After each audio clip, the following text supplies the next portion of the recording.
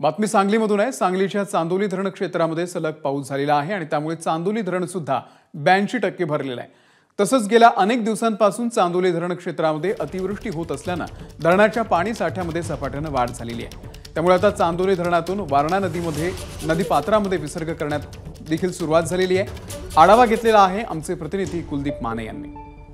ज्या चांदोली धरण क्षेत्रामध्ये गेल्या काही दिवसापासून अतिवृष्टी झाले त्या चांदोली धरणाचं चित्र आपण सध्या पाहणार आहोत। हे आपण संपूर्ण धरणाचं विस्तीर्ण असं चित्र पाहतोय। जवळपास गेल्या काही अनेक दिवसापासून या भागामध्ये अतिवृष्टी झाल्यामुळे हे धरण संपूर्णतः जवळपास 82% आत्ताच्या घडीला भरलेला आहे आणि या धरणा परिसरामध्ये सातत्याने अतिवृष्टी होते।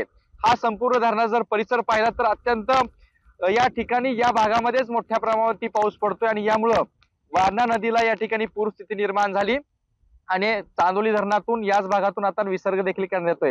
हे संपूर्ण जर परिसर पाहिला तर सातत्याने या भागामध्ये आपण अजूनही पाऊस सुरू आहे आणि तो पाऊस हा अतिवृष्टीसारखा पाऊस या ठिकाणी होतो आणि त्यामुळेच चांदोली धरण हे आता जुलै महिन्यामध्येच जवळपास 82% भरलेलं आहे आणि या धरणातून आता खबरदारी म्हणून वारणा नदी पात्रामध्ये विसर्ग देखील टप्प्याटप्प्यानं वाढण्यात येतोय। तर अशा पद्धतीनं सांगली जिल्ह्यातलं एक महत्त्वाचं धरण चांदोली धरण या धरणानं आता जुलैमध्येच आपण पाहतोय जवळपास हे धरण भरलेलं दिसून येत आहे।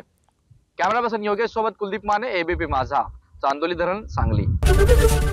एबीपी माझा, उघडा डोळे बघा नीट।